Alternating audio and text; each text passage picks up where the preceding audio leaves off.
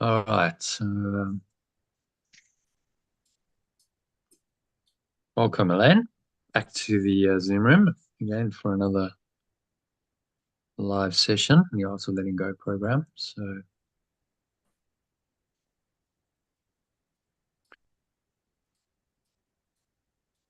let me share my screen with you. We'll jump into our email for today, which is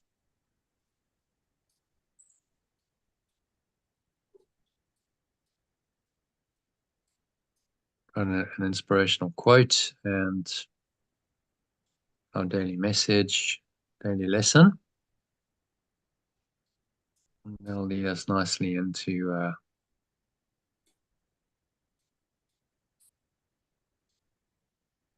our lesson. There's a bit of text to do, manual for teachers as well. Okay, so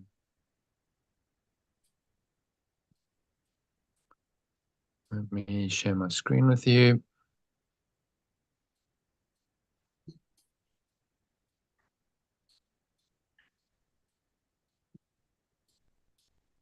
All right, so if you can read that headline quote for us. Mm-hmm. The day I understood everything was the day I stopped trying to figure everything out. The day I knew peace was the day I let everything go. Mm-hmm.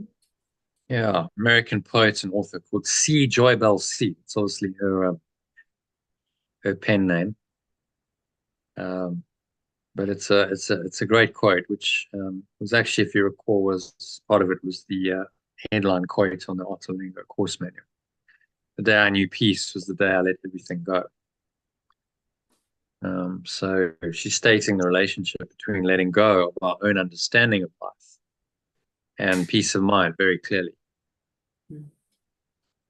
The workbook lessons in the text are designed to bring about just this undoing of your own, in other words, your separate self's understanding of everything. So you can open your mind to the Holy Spirit's reinterpretation of everything you think you understand. So this is a reinterpretive course to change your perception of everyone and everything is the course's stated goal. And that process, which Yeshua calls forgiveness in the Course in Miracles, we call letting go in our alternative Art of Letting Go language, will inevitably help you feel more peaceful. But we need to be sure that you're truly forgiving or letting go, which means that you're not trying to pardon sins that you think are real, but merely recognizing their unreality from the start, as Yeshua explains in this passage from the justification for forgiveness. So if you can read that. Pardon is always justified. It has a sure foundation. You do not let go of what is impossible to let go of, nor overlook a real attack that calls for punishment. Awakening does not lie in being asked to make unnatural responses that are inappropriate to what is real. Instead, it merely asks that you respond appropriately to what is not real by not perceiving what has not occurred. Yeah, so he's just telling us, what the correct attitude is. The pardon is always justified because what you're pardoning is not true and not real. That's the basis of all forgiveness, because it's not reality that you're perceiving. As he says in the quote, pardon is always justified because what you're pardoning is unreal, so it hasn't really happened. Therefore, you need only recognize the unreality of all error to practice radical forgiveness or letting go, which simply overlooks all apparent sins that it sees as ephemeral errors that don't really exist. Therefore, radical forgiveness, as we call it, helps you correctly perceive that there's really nothing to forgive and restores your mind to an awareness of its true nature as unconditional love, pure unconditional love. which by definition doesn't acknowledge any conditions for love to occur. That's why it's called unconditional. On the other hand, the ego's plan for forgiveness always makes the errors real and permanent in your perception, which is the definition of sin, and means that the errors cannot be overlooked. Okay? So sin is error made real, permanent, and punishable. Real, permanent, and punishable. And it's made real by the other two. Because you think it's permanent, it can't be let go of or undone. And because it's punishable. Now you've really done it, so therefore you must be punished for it. You see how it works. That in turn leads to the ego's perception that completely pardoning someone's plainly visible sins is impossible self-deception. And the options that it offers instead of radical forgiveness are, number one, pseudo-forgiveness. So as the pious person in the right to self-righteously pardon this, quote, sinner, because that's what a good person should do. Option one. We've talked about this before, but it's worth looking at again. So that's traditionally and often very religious people. Someone who's very self-righteously religious is exactly this. They're like, oh, well, you miserable sinner, I'll pray for you. But actually, you're condemned. In my mind, you're not one of us. You haven't given your life to Jesus or whatever they believe. And so actually, well, we know what happens to sinners. They burn in hell.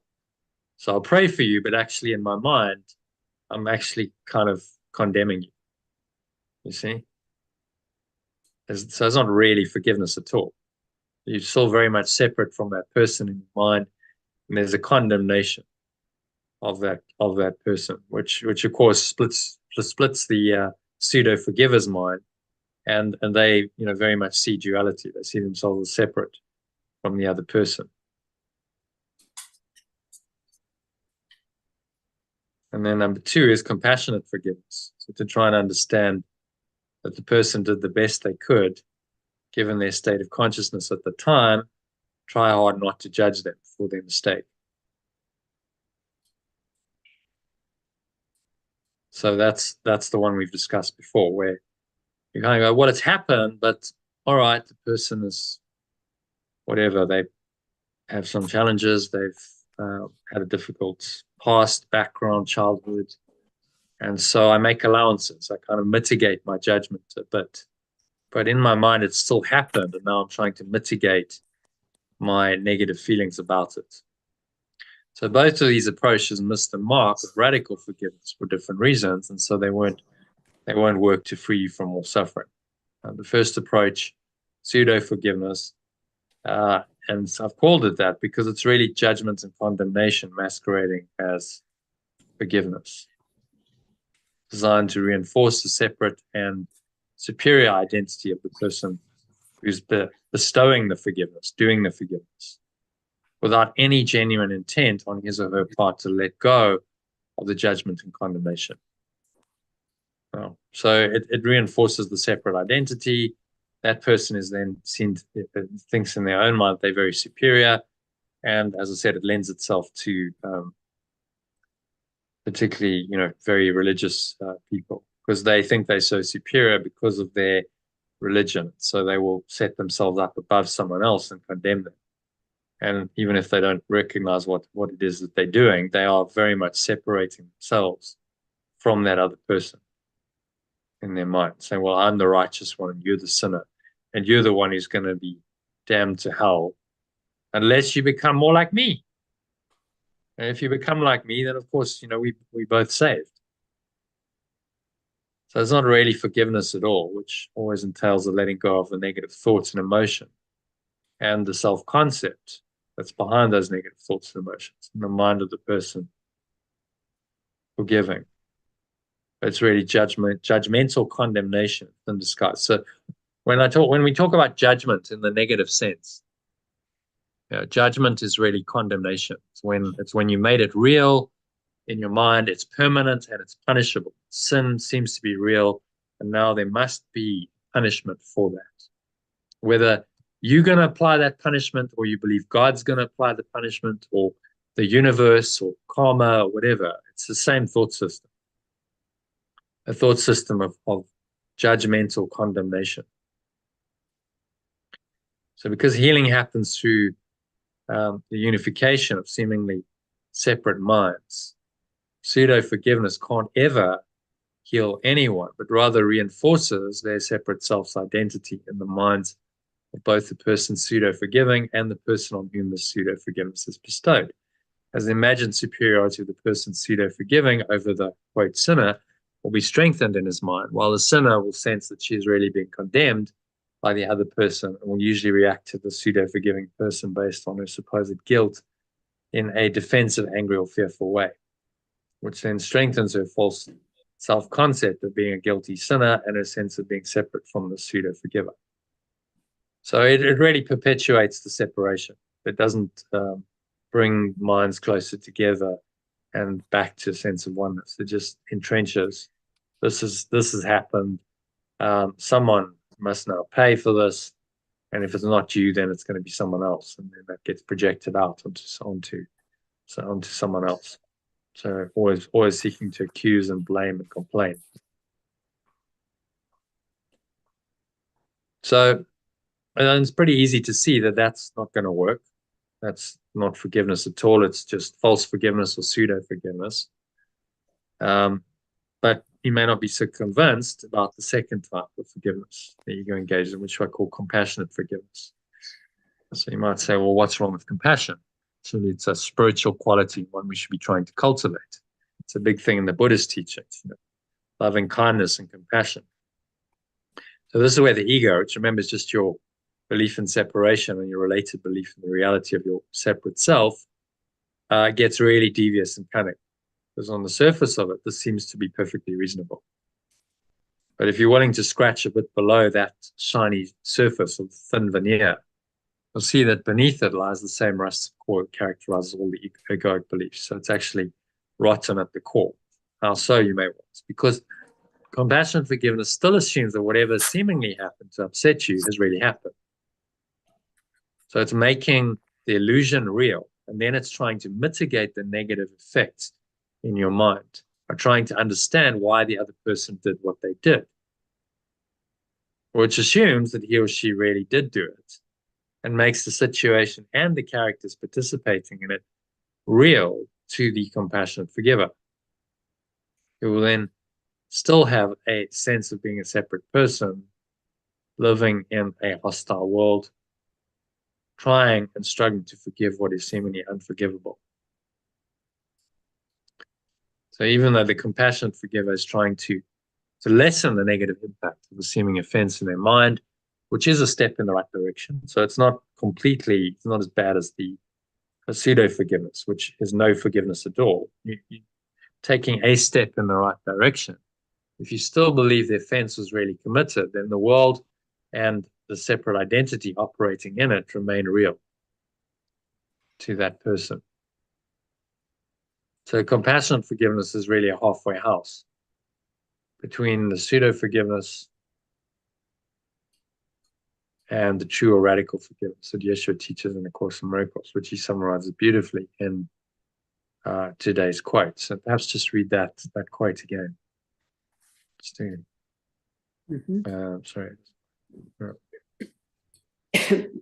Pardon is always justified. It has a sure foundation. You do not let go of what is impossible to let go of, nor overlook a real attack that calls for punishment.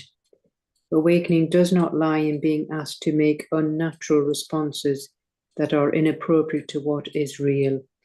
Instead, it merely asks that you respond appropriately to what is not real by not perceiving what has not occurred.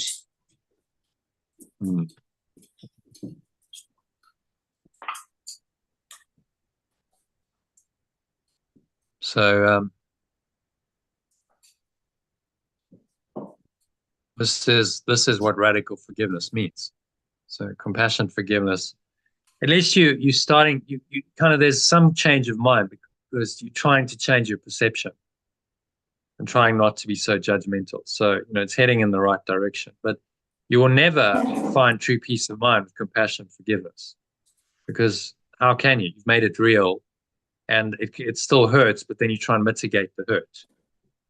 So it's a good starting point, but won't take you all the way home to the transcendent dimension of reality that Yeshua calls the kingdom of heaven. Because it still makes the world in the sense of separate self, that is the ego, real in your mind. Whereas radical forgiveness gets to the root of the problem. It's actually derived from the Latin word radix, which means root, by simply denying that anything other than pure formless awareness of perfect love is real. And so that's the simple practice of radical forgiveness. Everything else is actually unreal. And only pure formless awareness of perfect love is real. Therefore, if any word, action, or behavior that's seemingly said or done is unloving, it is unreal and has no existence or effects. So this is the Holy Spirit's perfect logic that cancels out all errors and helps you recognize that you and the seeming other person you're forgiving are not and never have been separate. That's what radical forgiveness does. You were never separate. You aren't really a separate person. Nothing that seemed to happen based on the idea of separation has ever really happened. So only radical forgiveness, the help of the Holy Spirit, which remember is just the remembrance of perfect unconditional love, will return your mind to a state of unconditional love.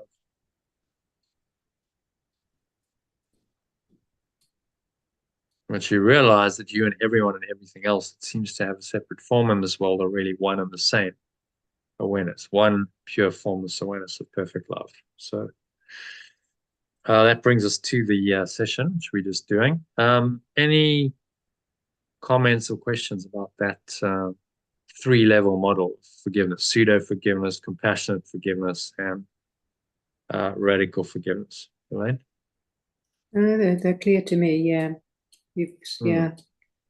But I appreciate it. We always need that reminder. Yeah. And the understanding the levels helps us to identify which level we're at. And if we're not at radical forgiveness, then to make a correction. To work towards that, yeah. Yeah. Which is what these models are for, so that you have, okay, well, here's the construct, here's the structure of it. Okay, actually, yes, I understand. I mean, you said before, I try and do compassionate forgiveness. Okay, I understand what I'm trying to do, but let me let this go because there's another way. And the course is teaching me that way.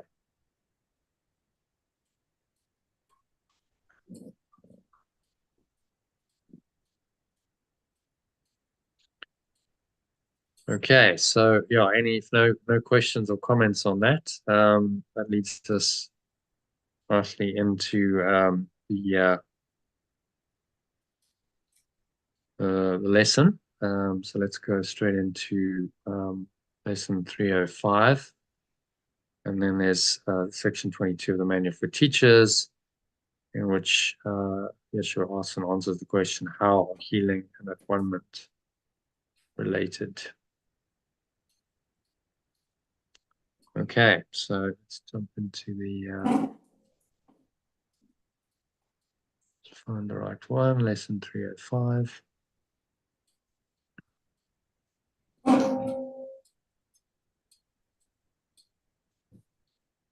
Okay, so if you can read that in the original and the alternative, the key idea, and then the first paragraph.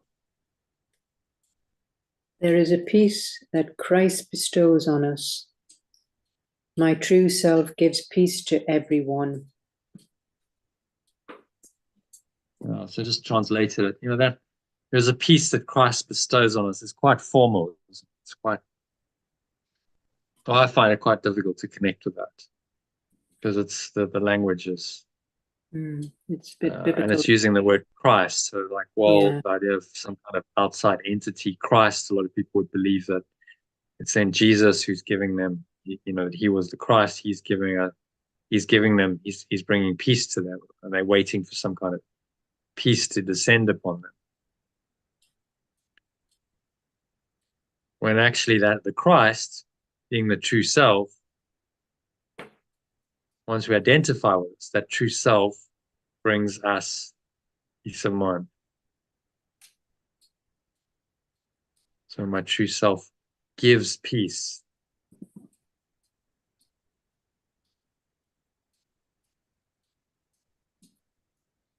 True self gives peace to everyone.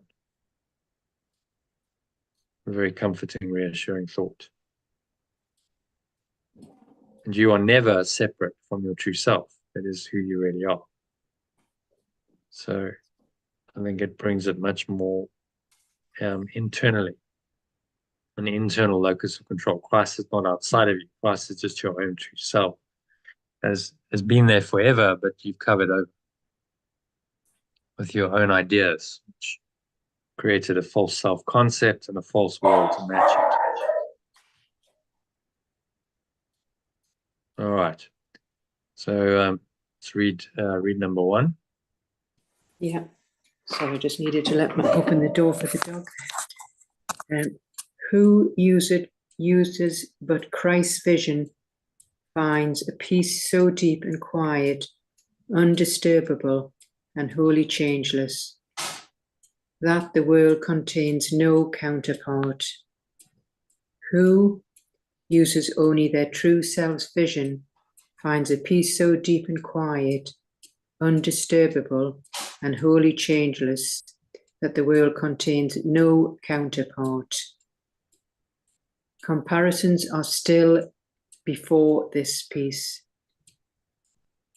Comparisons to this peace are meaningless. And all the world departs in silence as this peace envelops it and gently carries it to the truth, no more to be the home of fear. And the world departs in silence as this peace envelops it and gently reveals the truth, no more to be the home of fear.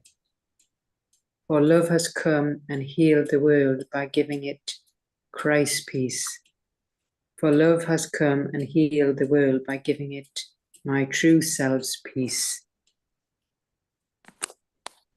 And then from the top in the alternative. Yeah, sorry, just quickly open the door there, because just a moment there.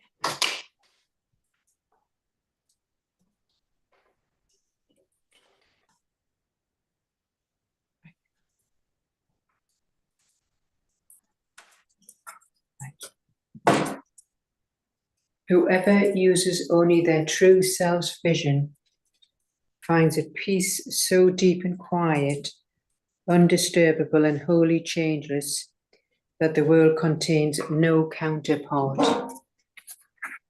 Comparisons to this peace are meaningless, and the world departs in silence as this peace envelops it and gently reveals the truth, no more to be the home of fear. For love has come and healed the world by giving it my true self's peace. Okay. Yeah. So what's the so saying in whoever's this one summary? Yeah. So whoever's using their true self's vision, this is where you'll find true, deep, quiet peace that's never disturbed, never changes, and there's no counterpart. And comparisons to this peace are meaningless. So this world just departs in silence and is enveloped in peace and gentleness, and no more is it the home of fear. So yeah, very nice. Love has come and sort of healed a the world. fading away. The world of illusion just starts to fade away. If you if you look at the experience of enlightened beings through the ages, they just go more and more inward, more and more into the silence, and they stay in this deep peace they call samadhi, the highest level, or revelation in our terms, Course in Miracles term, revelation, samadhi. And really the world is not in their perception. When they're in samadhi, the world has disappeared. They're just aware of their own awareness. They're so deeply rooted in their own awareness, and it's so peaceful and blissful that everything else has just faded away. So the world continues around them, and all these things that go on in the world still happen, but it really doesn't bother them at all. They're not concerned with it, and so they've transcended the illusion. They're above the battleground. And when you come into someone like that's presence, you feel this deeply peaceful feeling. It helps others to go into that same peace, which is why spiritual seekers want to hang out with enlightened beings, because it brings them into that peaceful state, and they get a little boost. They can't necessarily access that peace on their own yet, but with the person, the teacher, normally could take a teaching role with them, then they feel more deeply peaceful than perhaps they've ever done in their life. And so that feeling that they get is what keeps them going back to the guru for more teachings. Of course, the true guru is going to say to the seeker, well, actually I'm nothing special. I've just managed to access a part of my mind that you haven't yet, but I'll teach you how, so you can experience this peace yourself, and then you can become a teacher. And so the lineage continues. The one guru teaches the students, and then one or two of the students really master it, and they become very adept at the techniques and staying rooted in peace, and then they become the teacher. And so the lineage continues, and that's how it's been going for thousands of years.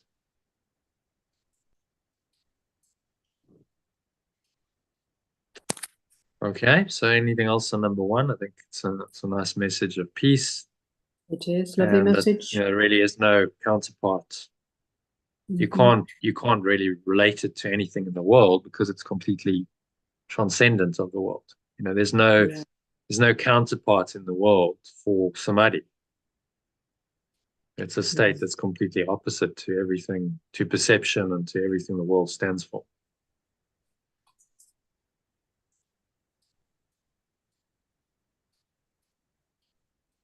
And then you become a bringer of that peace. Now, they call them frequency holders in some of the teachings. So you hold that frequency. If you're sitting in this deeply peaceful state for long periods, you hold that frequency for everyone and anyone in your presence, and even people who are not directly in your presence. There's some of these gurus have followers all over the world. They hold that frequency for all of them, and they help them to access it and stay more peaceful.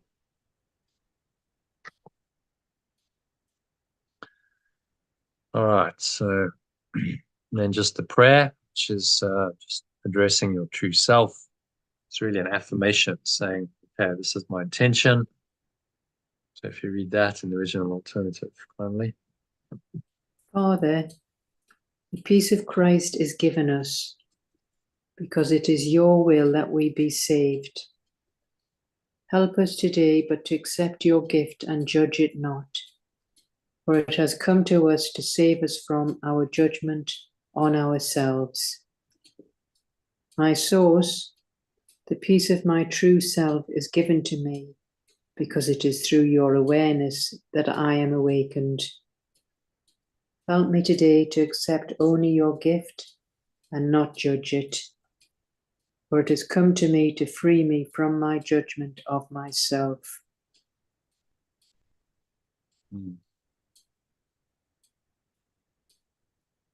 Yeah. What's he saying in there? Yeah.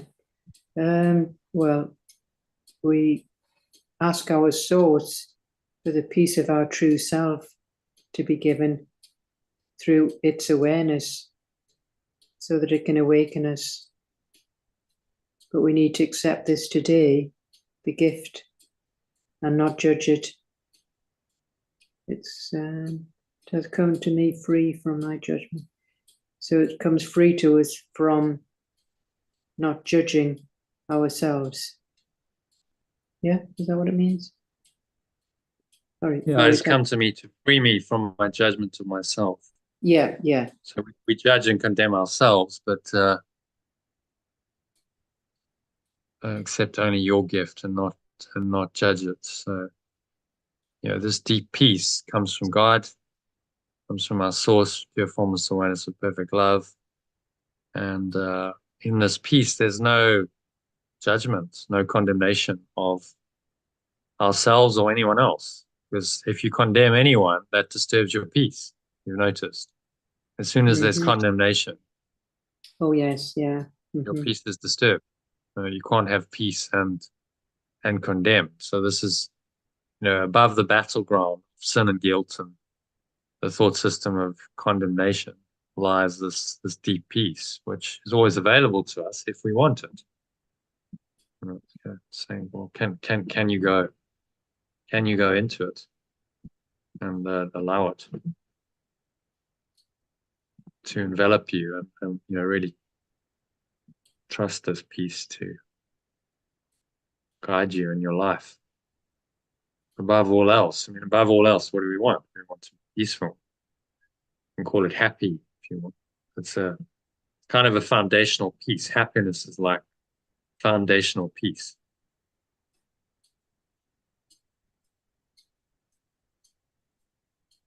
Peace that surpasses all understanding. It was called by the Apostle Paul. So it's what lies at the very foundation of your mind, and it's not logical. It doesn't follow the rules of this world. You won't find this deep peace by attaching to worldly things and events and circumstances, because it's completely transcendent of those.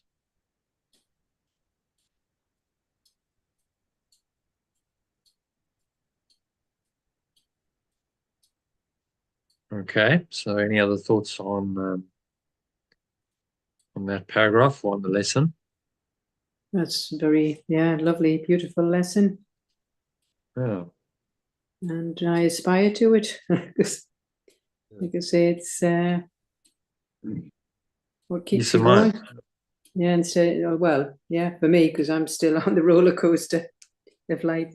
Yeah. So, yeah, good. And so if you can become more peaceful in your daily life, through these teachings, then practically that's a huge benefit. And that's what it means to be following a spiritual path and heading towards enlightenment. It actually just means that you're committed to peace above all else, and you want that over what the ego offers you. And if you keep doing what is necessary for peace, which is to let go, then you're playing your part in at-one-ment, you're awakening, you're going towards the ultimate goal of perfect enlightenment and salvation and awakening at-one-ment. It's all happening from that simple goal of saying, well, I just want peace above all else. One of the workbook lessons, I think, I choose peace. I can see peace above all else. Above all else, I want this and this alone. That's really that's really the kicker, isn't it? So, if you say to people, do you want to be peaceful? Most people would say, yeah, of course I want peace. But are you willing to give up everything that you value that disturbs your peace? Now, that's that's a harder question. Well, maybe things in our maybe life. not so.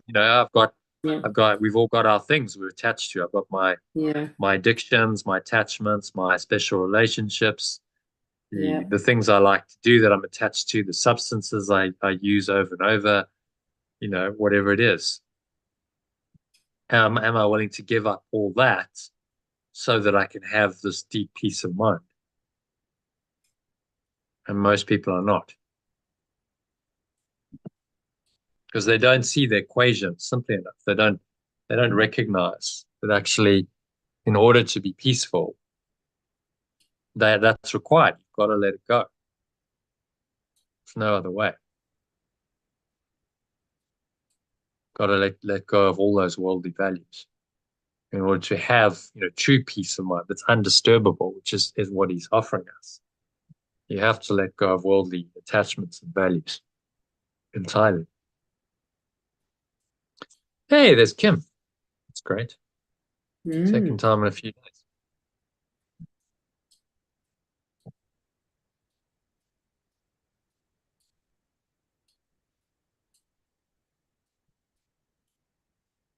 All right. Shall we do a med on this? Yes, yeah. How are you, Kim?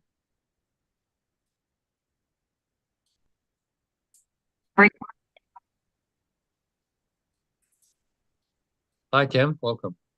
Hi, Toto. Hi, Lane. Hi, Kim. Nice Hi. to see you again. Second time in a Nice couple of to days. see you. Unusual. Yeah. Good to see you too. We just finished the lesson. We can do a quick med on it, say 15 minutes, and then we've got some reading from the Manual for Teachers. Okay, good. Yeah. Okay. Oh. All right. So let's go into the med then. That'll be your practice of the lesson. So, Okay. opening code. Right. Doesn't want to do that. All right. So we'll just do another recording device.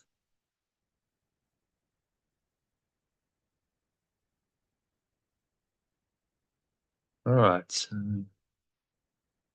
just make yourself comfortable, sitting with your feet shoulder width apart, back straight.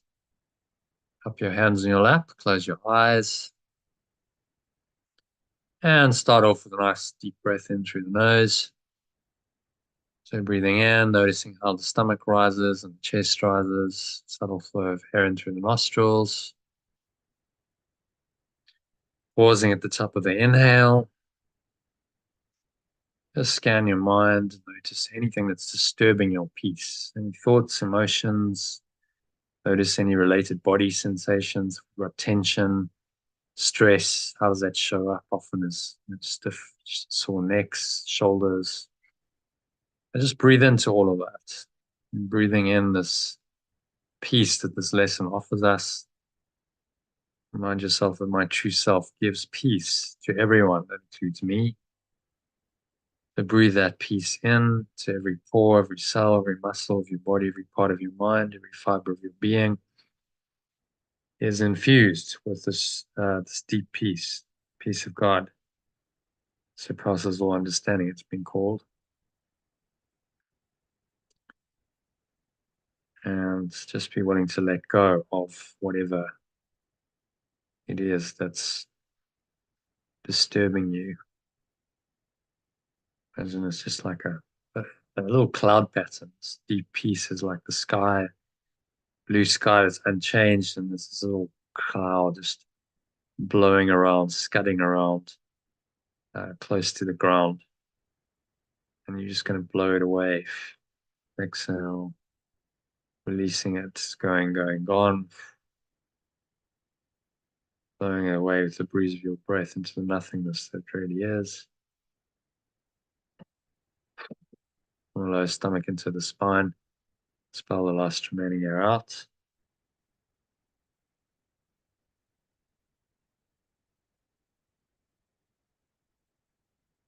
And rest in the still, calm, peaceful state of awareness. And I'll just listen to these words. You're going to breathe in as I speak them. You pause as I'm speaking them, and then you exhale out through your nose. And you repeat them often. It becomes an affirmation.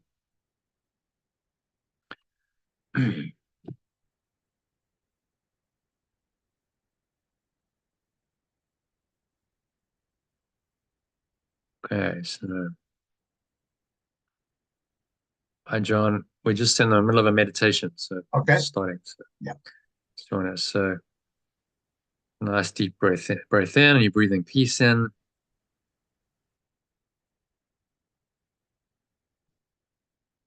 And then repeat these words. So who uses only their true self vision finds a peace so deep and quiet, undisturbable and wholly changeless, that the world contains no counterpart. So exhale and repeat those words to yourself, ideally out loud. Whoever uses only their true self's vision finds a peace so deep and quiet, undisturbable and wholly changeless, that the world has no counterpart to this. And I have a sense of that peace arising. Comparisons to this peace are meaningless. And the world departs in silence as this peace envelops it and gently reveals the truth. No more to be the home of fear. The world departs in silence as this peace envelops it. Feel that, breathe it in. Feel this peace enveloping you, encompassing you. And in this peaceful state, the truth is revealed to me. It's a peaceful, blissful state of mind is the truth. For love has come and healed the world by giving it my true self's peace. And so you breathe that peace in to every pore, every cell, every muscle of your body, every fiber of your being, every part of your mind. It's infused with this peace, the true self's peace. Feel it in your heart, in your mind.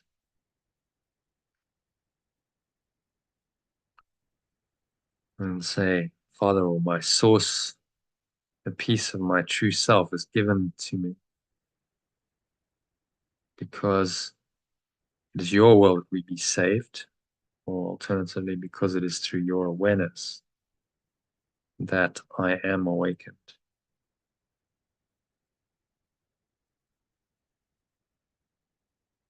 Breathing in again. Help me today to accept only your gift and not judge it.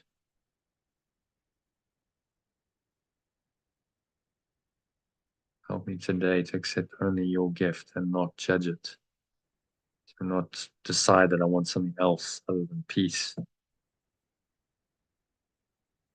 For it has come to me to free me from my judgment of myself.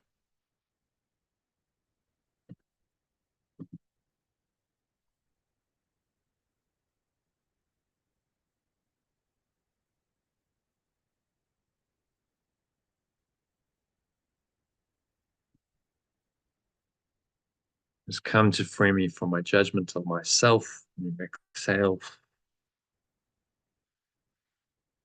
And just let go of any judgments, any self-attack, any judgmental, condemnatory thoughts of yourself or anyone else. Recognizing that when you judge someone else, you're really just judging yourself, projecting that judgment onto someone else. So it would feel immediately as bad. But it's the same thought system.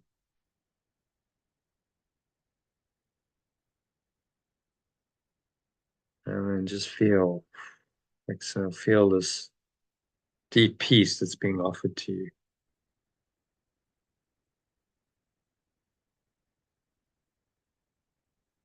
Peace so deep that the world contains no counterpart. So deep and quiet, undisturbable and wholly changeless. The world contains no counterpart. That's how Yeshua describes it in this lesson. So use those words to just activate that peace, just sinking inwards to this deep peace, the peace of perfect love that surpasses all understanding.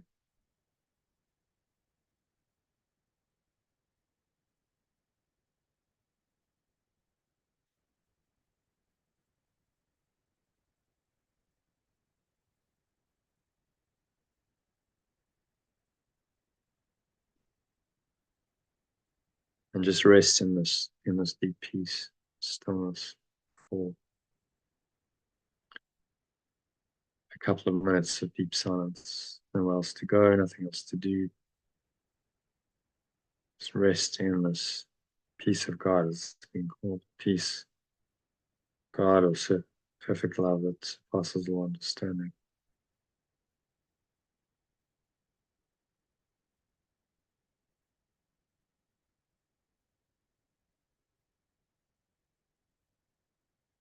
Sinking inwards, going deeper and deeper with each breath into this deep peace, to the stillness, quiet, calm, still state of mind.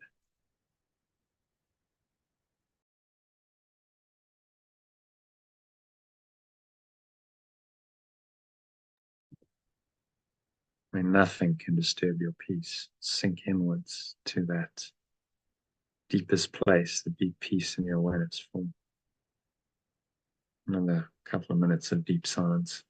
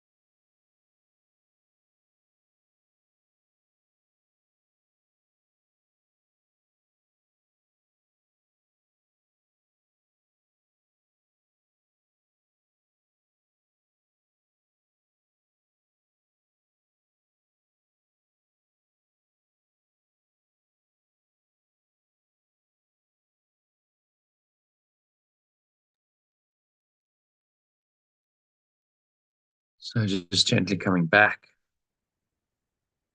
to this world, yourself back into awareness of the body and the breath, senses and the world. And on the count of 3, you're going to open your eyes. So 1, just breathing in, noticing how the stomach rises and the chest rises, and subtle flow of air in through the nostrils. And pause at the top of the inhale and you scan your mind, noticing again any thoughts, emotions, related body sensations that don't feel peaceful.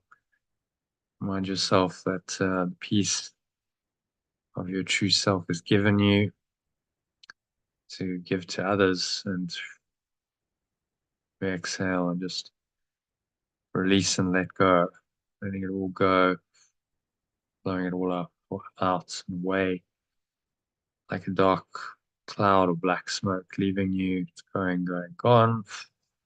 When you rest in this peace at the bottom of the exhale for a few moments, hold the breath, find this deep, still, calm, peaceful state. Smile. Notice the weight of your body. On the count of 2, pressing down into the chair, your feet touching the ground, noticing what you're feeling and touching. Maybe there's a subtle taste in your mouth, a smell in your nose. Notice that. Notice what you're hearing in the surrounding environment. Just noticing all these things from this very still, calm, and surrendered state of mind, without illusions, state of mind which only the truth is true. And so you're going to stay connected to that state for the rest of the evening, the session. So it is said, so it is done.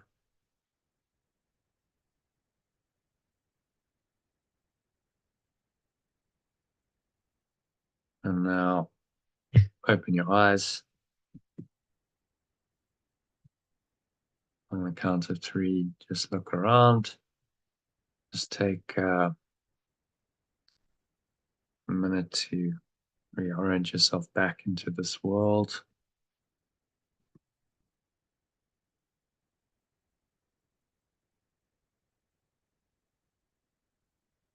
Observing various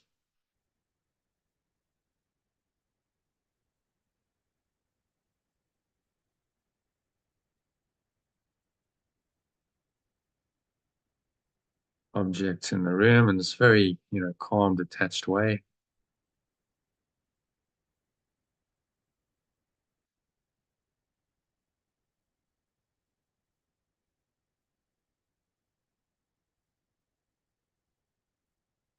Without attachment, without judgment.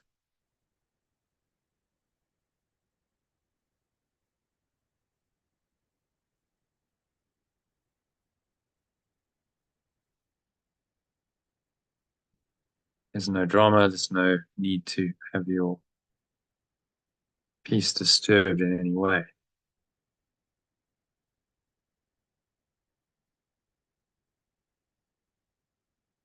And so you're just going to stay rooted in this deep peace, stillness.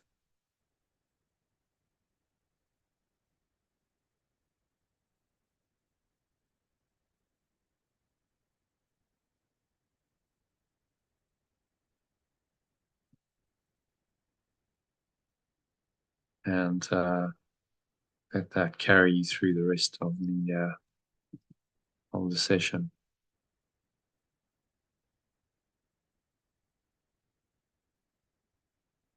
Which brings us to the end of the meditation. First part of the session. So let's just welcome John. So welcome, John and Kim. Let's we've got some manual for teachers to do. Shall we dive into that?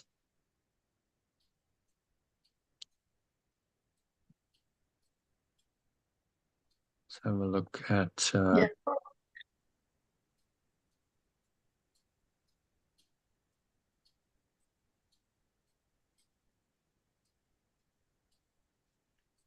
share my screen.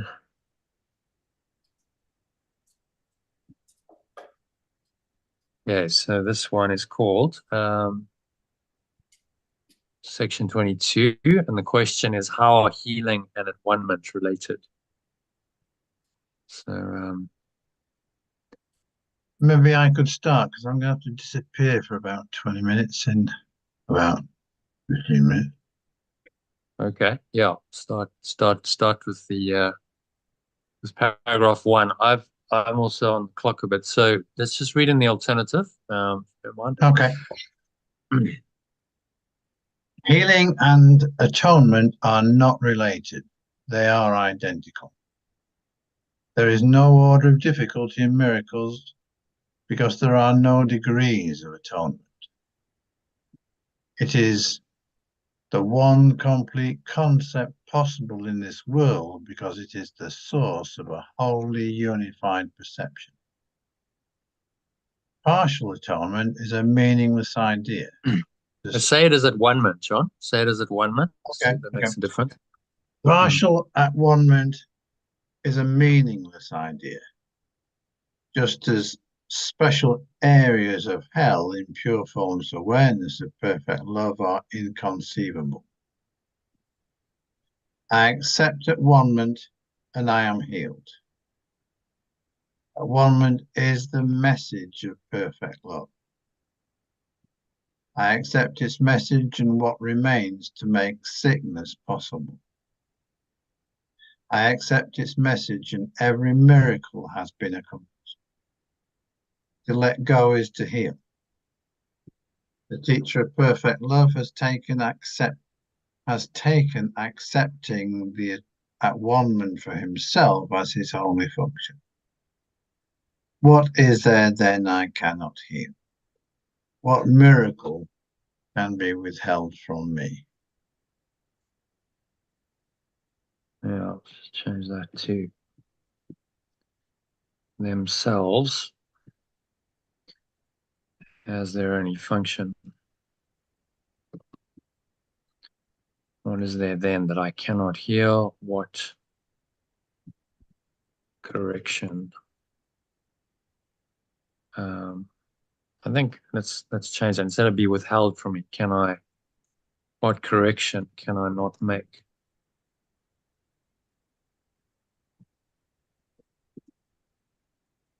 Which is much more empowering, isn't it? Miracles not really being withheld. It's the willingness to change your own mind. What is there then that I cannot heal? So, what's he saying in this one? It's saying that at-one-ment and healing are the same thing. They are identical. And there's no scale of or degree of having achieved at-one-ment. It is either at-one-ment, oneness, or nothing, or not. And it's saying that when we accept at-one-ment, we accept it fully, without exception. And there is nothing it cannot heal. Yeah. The simple truth is oneness is oneness. You can't fudge it and go oneness is separation. You know, oneness means oneness and only oneness. And that's why it's actually the most simple concept in this world. It undoes all other concepts, because perfect oneness is just that, perfect oneness. There's nothing else. One singular awareness. If I'm willing to accept this, what is there that I cannot heal? Because I can always apply oneness to it.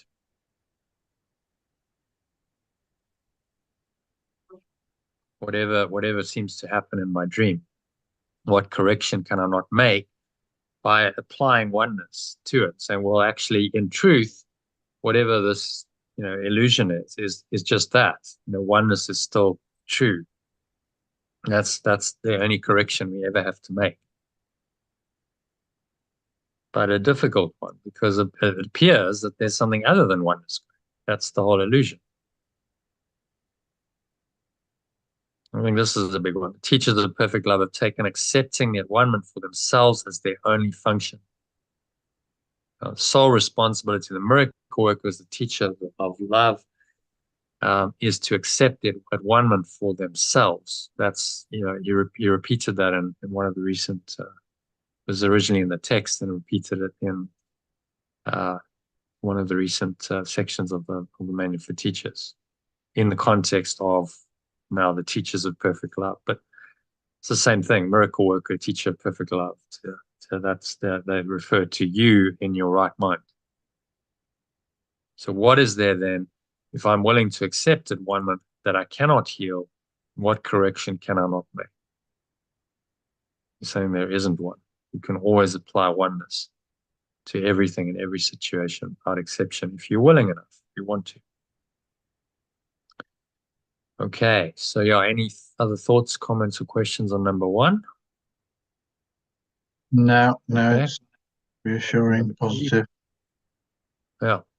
Move on to number two. So, Kim, if you can read that one for us. Just go straight into the alternative. Yeah. Okay. We're just speeding things up a bit today. My progress as a teacher of perfect love may be too slow or rapid, depending on whether I recognize the at-one-ment's inclusiveness or for a time exclude some problem areas from it. In some cases, there is a sudden and complete awareness of perfect amicability of the lesson of the at-one-ment to all situations. That's applicability, yeah? Applicability. So it's applicable. It applies to all. Yeah. Complete awareness of the perfect applicability of the lesson of that one-ment to all situations. But this is quite rare.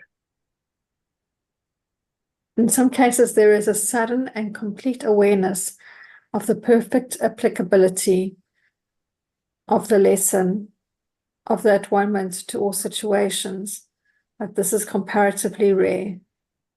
I, the teacher of perfect love, may have accepted the function of pure formless awareness of perfect love has given me long before I have learned that all my acceptance holds out to me.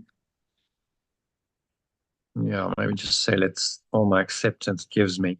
Might be simpler. So I've accepted the function, but actually I haven't fully realized what this acceptance actually means, what it actually gives me. And number four. It is only the end that is certain. Anywhere along the way, the necessary realization of inclusiveness may reach me. If the way seems long, let me be content. I have decided on the direction I want to take. What more was asked of me, and having done what was required, would pure formless awareness of perfect love withhold the rest?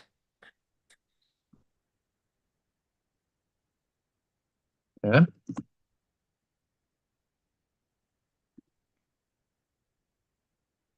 Done what I am, maybe it's me. Done what I'm required to do. Can pure formless awareness of perfect love withhold the rest? What more is asked instead of what more is asked of me? Just make it present tense.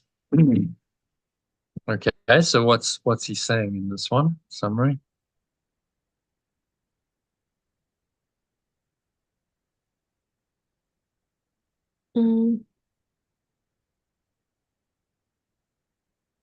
Well, as a teacher of perfect love, one can progress at it.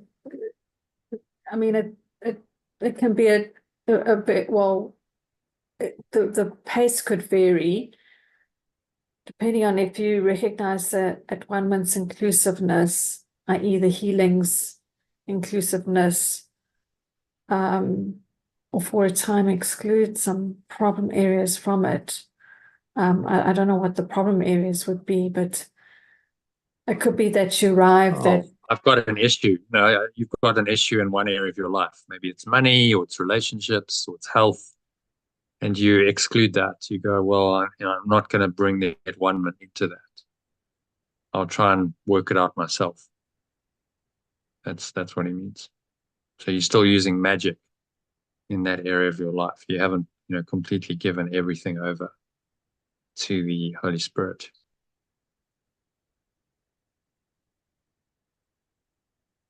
Okay. They're saying we learn this slowly. We start off and we don't apply it to all situations without exception or without reserve.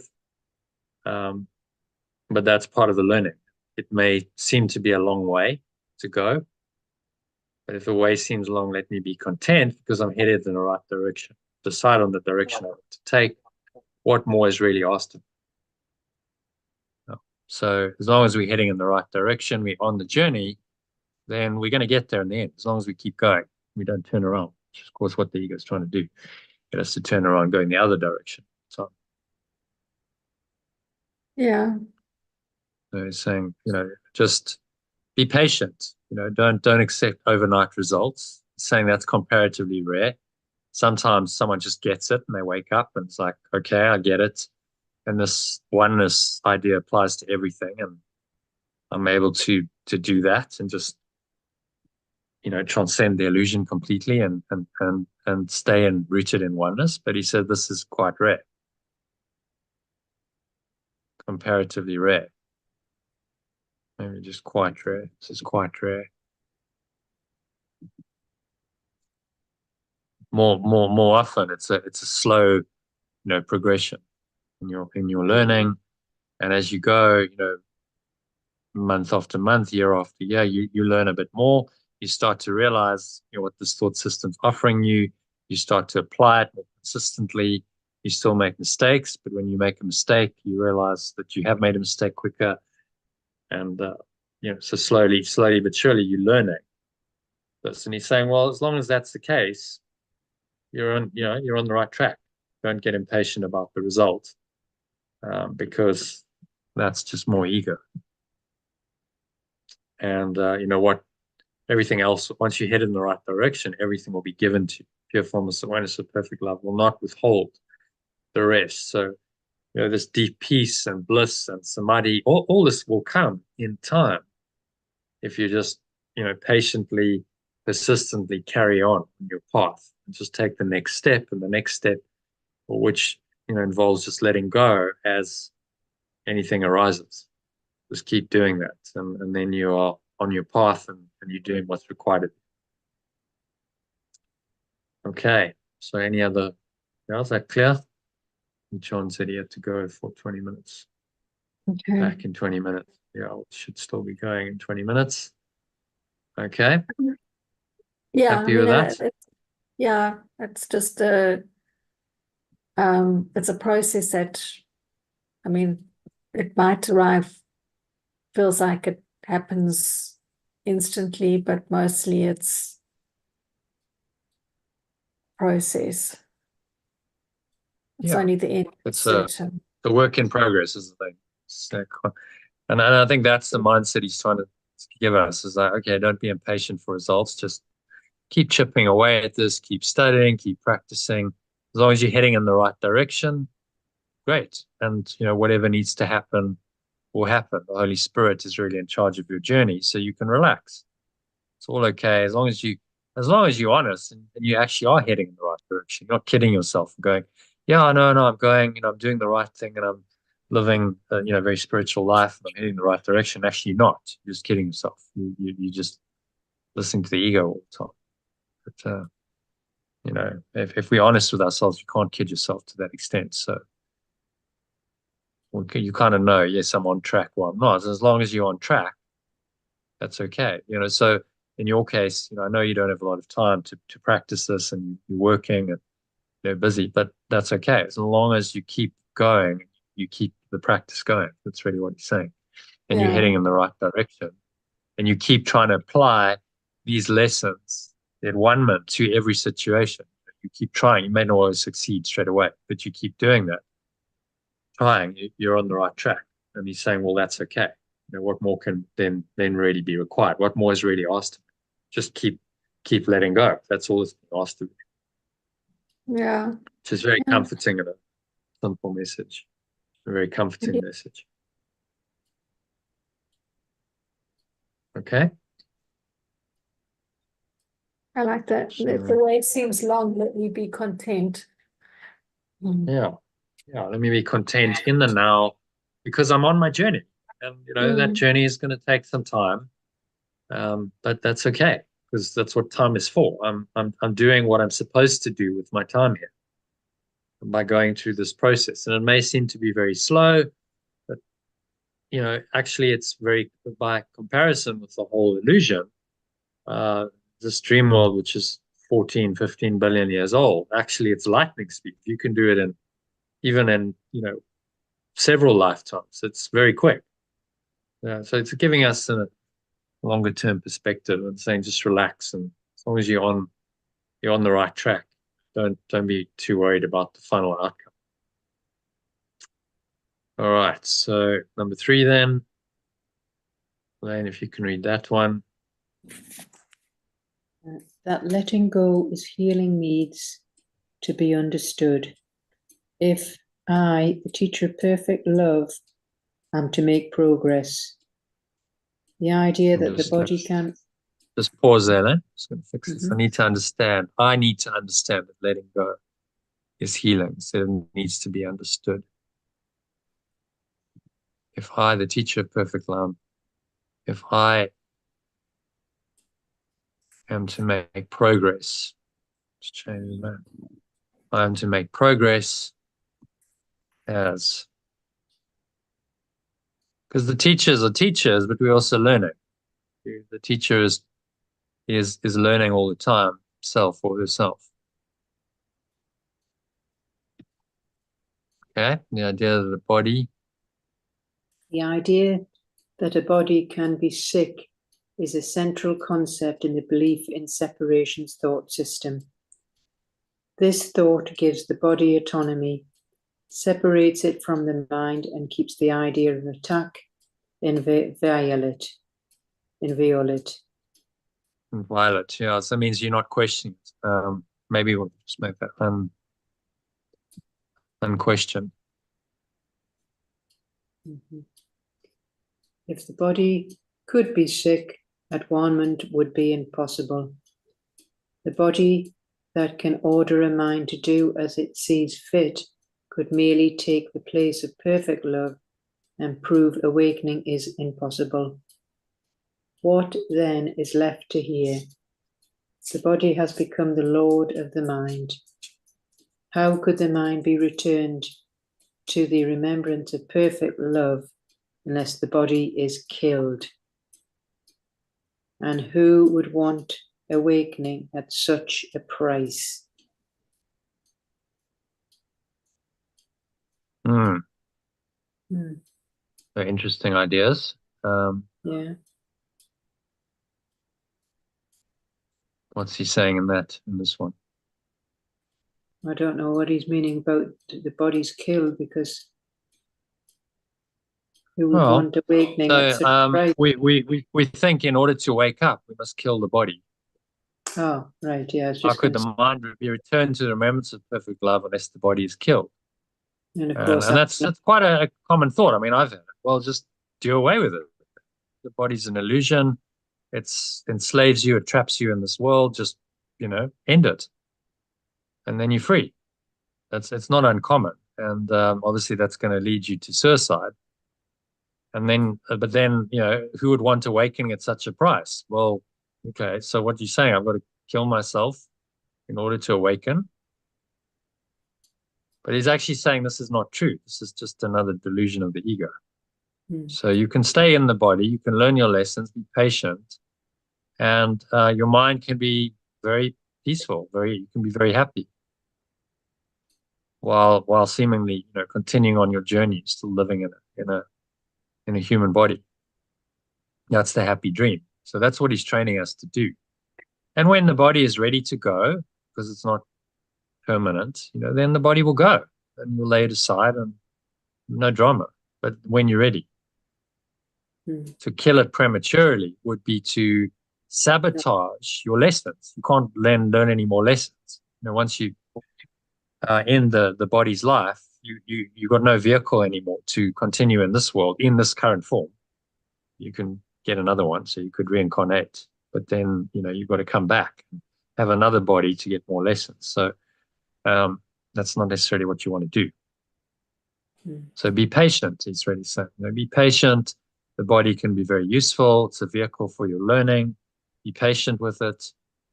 Trust the process that it might seem to take a long time, but actually it's very short. If you can do this in one lifetime, another 20, 30 years, that's nothing in the grand scheme of time. It's so little time. So just be patient and work with the Holy Spirit within this construct of the body and the world to help you to awaken, rather than trying to shortcut it. I think the call here is for patience. I mean, I felt this, I just get it over with, man. This whole place is just ridiculous.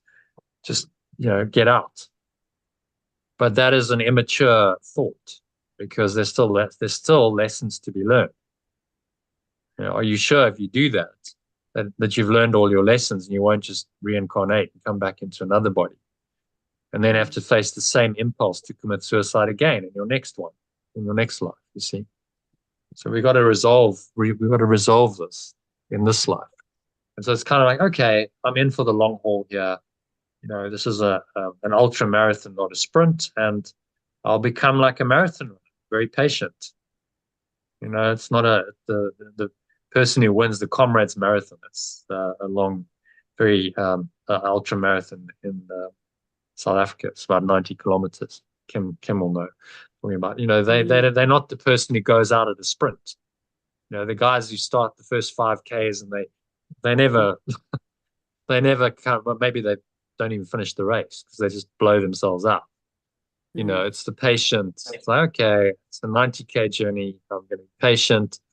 It's going to take me 5-6 hours to run this. Well, in our case, it's going to take your whole life. So, all right, let me be patient and trust this process and trust the Holy Spirit to guide me. And I'm doing whatever I can do. I'm on track. As long as you're heading in the right direction, you keep letting go, then you are. And you just be patient with it. I think that's really what he's saying in this section. Okay, happy with number 3. Any questions on that? No, it's clear. Thank you. Okay. So number 4, Kim, back to you.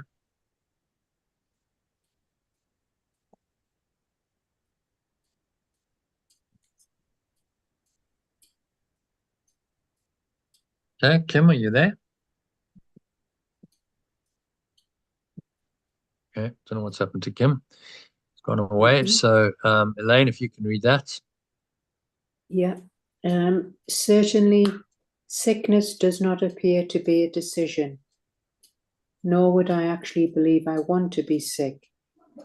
Perhaps I accept the idea in theory, but it is rarely, if ever, consistently applied to all specific forms of sickness, both in my perception of myself and of all others as well.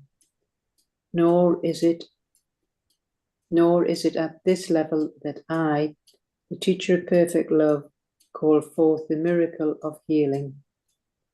I overlook the mind and body, seeing only the identity of my true self shining in front of me, correcting all mistakes and healing all perception.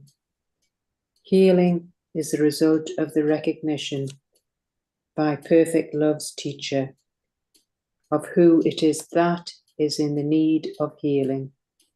This recognition has no special reference. It is true of all things that pure formless awareness of perfect love extends. In it are all illusions healed.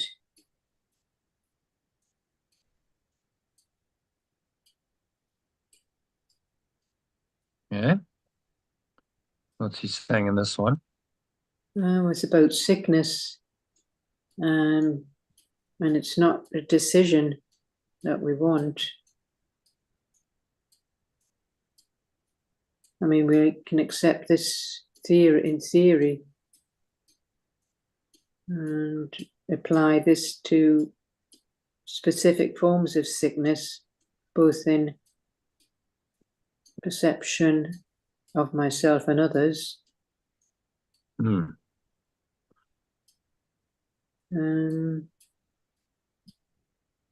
So I need to overlook the mind and body and perceive only in our true self,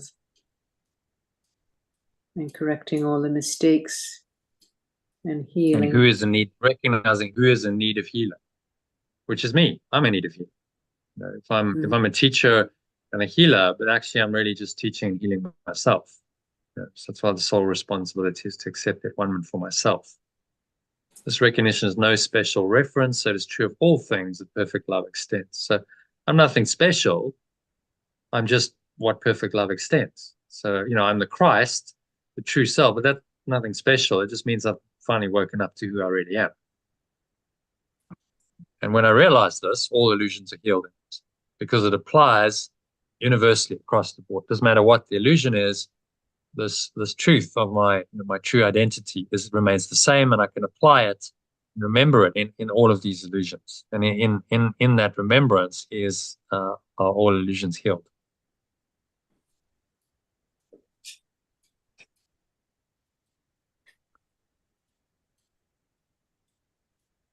Okay, so any other thoughts on that one? No, that's clear. Great. All right. Let's see if Kim's around. Kim, you back? You went away for a bit. No, Kim doesn't seem to be responding. Okay, Elaine, so I guess it's just you, used to that. Number 5, when I, teach love. Yeah. When I, teacher perfect love, fail to heal, it is because I have forgotten who I am. Another's sickness thus becomes my own. In allowing this to happen, I have identified with another's belief in separation, and so have confused him with a body. In so doing, I have refused to accept the atonement for myself, and can hardly offer it to my companion in my true self's name. I will, in fact, be unable to recognize my companion at all, for my source did not create bodies, and so I am seeing in my companion only the unreal. Mistakes do not correct mistakes, and distorted perception does not heal. Step back now, teacher of perfect love. I have been wrong. Do not lead the way, for I have lost it. Turn quickly to my teacher and let myself be healed.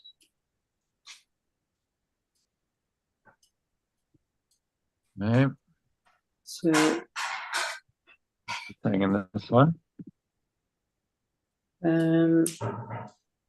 When the teacher of perfect love fails to heal, it's because they've forgotten who they are, and they are confused with the body. So it's the teacher crying out to lead the way. You've got a choice to choose from our true self and be healed, and not be looking at our companion's sickness. Because if we do that, we have refused the atonement for ourselves. So we cannot offer this true self's identity to our companion. Yeah, I mean, it's obvious. If I can't accept it for myself, how can I offer it to someone else? I'm the unhealed healer. I'm not a good teacher. I'm not a good example, because I haven't applied it to myself. Imagine you went to an anti-smoking course, and the and the teacher of it rocks in and he's smoking. I mean, it's like, oh, hello, everyone's going to walk out of the room, aren't they? It's like, well, yeah. it's like you haven't done it for yourself. So, why would I listen to you? So, there has to be an integrity in your own practice, in your own healing. Then that will transfer. If you really are integrous, then you can teach and lead and heal others because you're setting an example. You're doing it by example. There's the only way you can really be an effective teacher of perfect love, by example. And so saying if you waver from this and you're not healed, then quickly step back, realize you're wrong, give it over to the Holy Spirit, your teacher, and let yourself be healed first. So you're always student first and then teacher second. All right, happy with that? Any other comments or questions on number 5, Elaine? No, that's good. Makes sense. Okay. All right, so number 6, offer of atonement is universal. Kim, are you around or not? He just seems to have disappeared. Don't know what's happening. Okay, well, carry on, Elaine. Number 6, the offer of atonement is universal. The offer at atonement is universal. It is equally applicable to all individuals in all circumstances. Oh, there's Kim. Kim, are you back? Where have you been? Hello? Maybe it's the internet. I don't know. Yeah, I can't hear you. I did hear a little bit, but it sounds like it's an internet problem. there's some audio, but it's a bit garbled. Yeah, I don't know what's happening. That's your connection. The load shedding. Possibly, yeah. Sorry, it's just I might have a bit of background noise. Dave's having his tea. See if I can sort of find it quiet. See how it goes. Right. The offer of atonement is universal. It is equally applicable to all individuals in all circumstances. And in it is the power to heal all individuals of all forms of sickness. Not to believe this is to be unfair to pure formless awareness of perfect love, thus unfaithful to it. A sick person perceives himself as separate from pure formless awareness of perfect love. Would I perceive him as separate from me? It is my task to heal the sense of separation that has made him sick. It is my function to recognize for him that what he believes about himself is not the truth. It is my letting go that must show him this. Healing is very simple. Atonement is received and offered. Having been received, it must be accepted. It is in the receiving then that healing lies. All else must follow from the single purpose.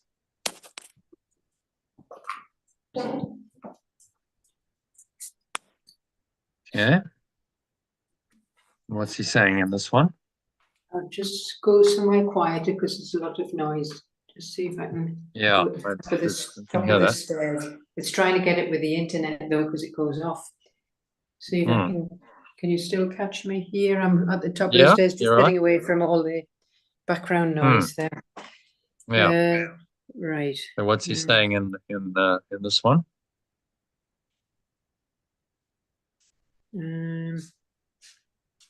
Well, the offer of atonement is universal.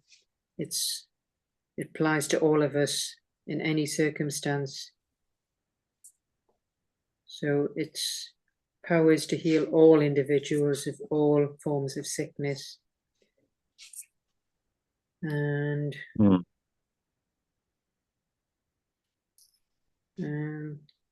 so the sick person sees himself as separate from all this pure formless awareness and perfect love? And do we perceive our companion separate from us? But it's my task to sense the separation that has made them sick. To heal, yeah, to heal the sense of. So, you know, if you're faced with a sick person, don't buy into the idea of sickness that they have. Stay in the understanding that all sickness is an illusion. That this is just another ploy by the ego to try and convince you and them that it's real. And the thought system of separation, sickness is real. And so my letting go that must show them this. You know, when I accept it for myself, I let go, then I demonstrate that to them, and then at one moment is both received and offered. So I accept it for myself, I receive it for myself, and then I offer it. But only I must receive and accept it, receive it myself first before I can offer it to anyone. So therefore it is in the receiving that healing lies. All else must follow from this single purpose. Again, coming back to that simple idea, the sole responsibility of the miracle worker or the teacher of perfect love or the healer, however you phrase it, is to accept that one-ment for himself or herself. That's what it all comes down to. If you've already done that, then by definition, you become the teacher of perfect love, you become the miracle worker, you become the healer, because you can then extend that understanding, that perception to others. But if you haven't accepted it fully for yourself, then you're the unhealed healer. In other words, you're a fraud. You're trying to heal, but your own mind isn't healed. So all else must follow from the single purpose of accepting that one. That's what he's really saying in that one. Your healing, your teaching, it will all come from your ability, your willingness to accept the single purpose as your own and to stay true to that. Okay, is that one clear? Yeah. I'm just at the top of the stairs, just trying to gauge between I can not hear you. getting cut off. Yeah, you're Can you right. hear me? Let's see if Kim is back in any form. See the last paragraph. Kim, can you read the last paragraph or not really? Okay, she doesn't seem, I don't know what's happening with the internet. So John's not back yet. So if you can read number 7. Right. Who can limit the power of pure formless awareness of perfect love itself? Who then can say which one can be healed of what, and what must remain beyond perfect love's power to heal? This is insanity indeed. It is not up to perfect love's teachers to set limits upon it, because it is not up to them to judge its extension. And to judge its extension is to limit its source. Both are equally meaningless. Yet this will not be understood until perfect love's teacher recognize that they are the same mistake.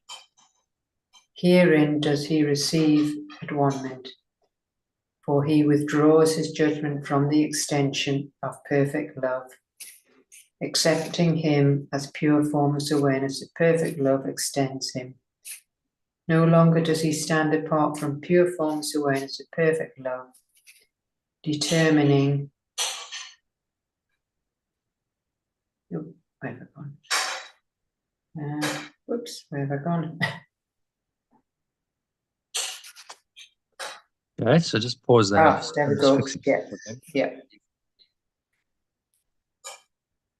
See that one month in this. I'm just going to personalize before I withdraw my judgment on the extension of perfect love, accepting everyone as perfect love extends them. Okay, so by withdrawing my judgment, I'm accepting them as perfect love. God created them, or perfect love extends them. I'll translate the language. No longer Do they stand apart from pure forms of perfect love? Determining where healing should be given, where it should be held. No longer too high stand apart from pure formless awareness of perfect love. Perfect love, determining where healing should be given and where it should be withheld. Now can he say, now can I say, with pure formless awareness, perfect love, this is my beloved extension, extended, perfect, and forever so. I think just read that from the top in the alternative again, Elaine. Yeah, I'll just go ahead. Who can limit the power of pure formless awareness of perfect love itself? Who then can say which one can be healed of what, and what must remain beyond perfect love's power to heal? This is insanity indeed.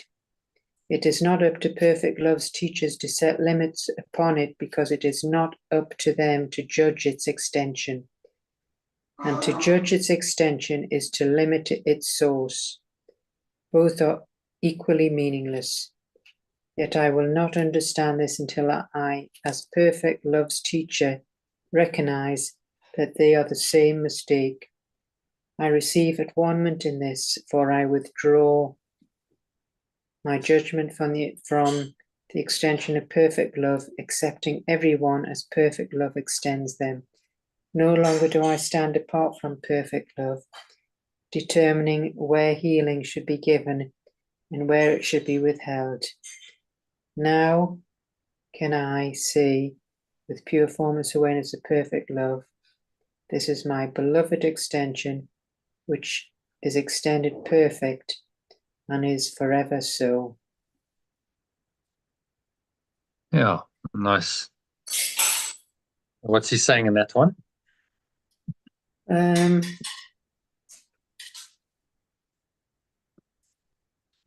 Well, who can limit the power of pure formless awareness of perfect love itself? It's insanity to think so. And to judge its extension is to limit its source. So both are equally meaningless. But I will not understand this until we recognize they are the same mistake. Yeah. So we accept everyone as perfect. Limit. He's saying don't judge. That's why the benefit of judgment. Don't judge where healing should be given and healing should be withheld. It's given freely to everyone. If they're willing. So Yeshua's a good example. He didn't go, oh well, you're a Samaritan woman, so I can't heal you. Or you're a Gentile, so I can't heal you. It's like these distinctions were meaningless. They meant something to others. To him, they were meaningless.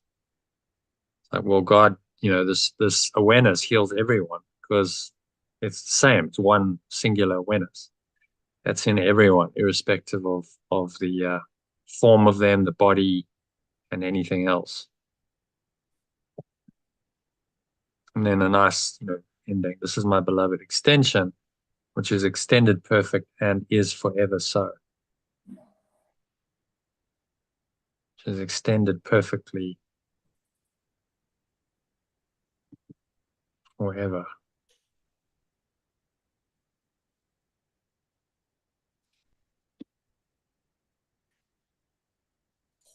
Okay, so then just a short summary, if you want to read that. As a teacher of perfect love, I understand that healing and atonement are intrinsically linked, leading to unified perception. Accepting atonement, embodying the essence of perfect love, is central to my healing. It removes the possibility of sickness and allows for all corrections. My primary role is to embrace atonement, enabling limitless healing.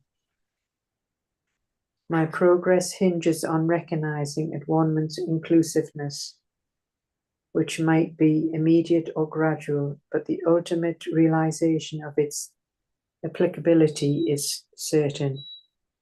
I understand that the belief in physical sickness originates from the belief in separation, falsely attributing autonomy to the body.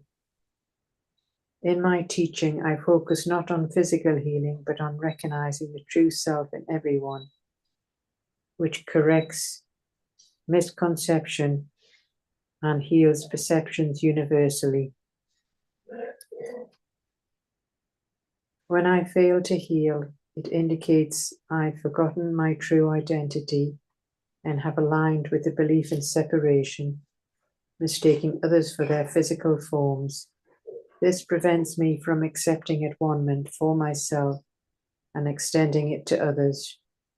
Remembering my true nature is vital for healing. Atonement is universally applicable, capable of healing. Sorry, it's difficult to concentrate. I've got so much noise going on. If you just bear with me. Yeah. It's right. Just see the coughing, spluttering, banging wallop. Yeah. Yeah. Right. Just the ego trying to distract you. Yeah, it is indeed. Atonement is universally applicable, capable of healing all forms of illness. Denying this universality.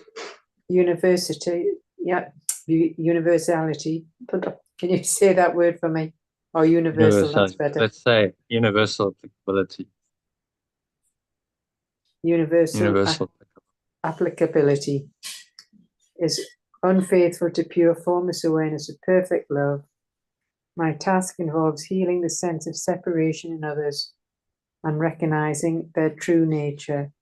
I avoid limiting the power of pure formless awareness of perfect love or judging its extension. Understanding these is the same mistake in accepting others as they are extended by perfect love. I affirm their eternal perfection. Oh, lovely. So then just the key message as an overall summary. Yeah. I understand that healing and atonement are identical, with atonement embodying perfect love's message. My role as a teacher involves recognizing this unity and applying it inclusively. Healing transcends physical perceptions, focusing on acknowledging our true self. Accepting atonement for myself is key to extending. Sorry, it's just all the noise. Yeah. Right. Extending healing to all. It's like a comedy show here. Yeah, it is. I can hear. And I'm way up as far up the stairs as I can be. Yeah. I'm sitting on the stairs. On the stairs. Yeah.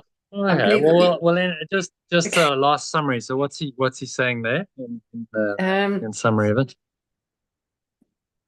Well,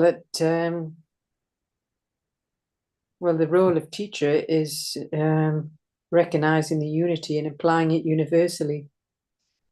Yeah. And healing transcends physical perceptions, focusing on acknowledging our true self. So accept that 1 month for yourself, and then the healing will happen automatically. Is really the nub of this, which we go back to the question: how are healing and atonement related? He's saying they're exactly the same. When you accept atonement, then you are healing yourself and you're healing others. The same, just a different word for the same process. Yeah. Yeah. Okay. John's back. Just time to say goodbye, really, because I have to go. Yeah. So any other thoughts on this? Hi, John. Yeah, we've just finished. Quite a quick one today. Okay. Good. But I'll send out the summary.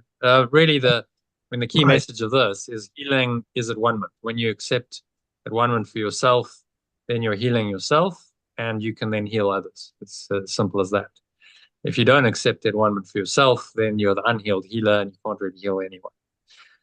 So do your own work. The sole responsibility of the miracle workers, a teacher of perfect love, is to accept that one for themselves. That's the nub of it. And when you do that, then the healing is automatic. You will then say and do the right things to help whoever happens to be in need of healing as the teacher. Very good. So Excellent. I'll send this out as as a PDF just now, so you can read it and listen to the recording, because I've just I'll just post it to the group so you can catch what you missed on the recording. Okay, well done, John. Well done, Kim. Well done, Elaine. Okay, great. So Thanks, everyone. tomorrow afternoon, just looking ahead, can we do an afternoon session? I've got Gabriel's breaking up from school, so I'm going to go over there for dinner. Could we do at 12:30? And aim to finish by about 3. Does that work? Yep. Yeah. Yeah. Okay. I'm going to be out over lunchtime, actually. Yeah. Yeah, you won't be able to make it. Okay, but Kim, Elaine, you can make it at Yeah, I about can do it for a 12:30 or couple of 1. hours. I do need Yeah. to be leaving about 2:30ish. Yeah, great. Okay, so join 12:30. We'll do 2 Yeah. hours, and then call it there. Yeah. Yeah. All right. Thank you. Good session. you. Quick session. But that was actually, I quite enjoyed that. It was quite quick and snappy. Did you find that helpful? Yes. Because we could speed it up. Getting Yeah. straight. I mean, we didn't read the original. Maybe some of it was a bit hasty, but I think we kind of cut to the chase and got it done. So The point. Yeah. Yeah. I think it's good to do it a bit snappier. Yeah. You think so? We could stick to this. It just if you read it in the original and the alternative, it gives me time to edit. Today I was just really on it, but sometimes it's challenging to do it quickly enough. So that's why it just allows me to do the editing. Do you find that reading the original alternative is helpful? Not really. It's just actually just happy to read the alternative. I prefer the alternative, but I mean, I'm easy. I think maybe doing like today's been nice, and then just going with the flow. Yeah. Yeah. Okay. Well, we'll go with the flow tomorrow again. So thank you, everyone. Kim, I don't know if you can hear us, I hope. Sorry you couldn't participate much, but I hope you listened in. And yeah. Sorry, yeah, I asked a few times. I don't know what happened. Did your internet go down? No, so I fell asleep. Oh, you fell asleep. Oh, sorry. Well, hopefully it went in by osmosis. So join us tomorrow at 2:30 if you can. You're probably working, but we're going to do an afternoon session tomorrow. All right. Thank you, Jono. Okay. Thanks, everyone. Good night, everyone. Namaste. Have a nice evening. Bye, Elaine. Bye, everyone. Bye.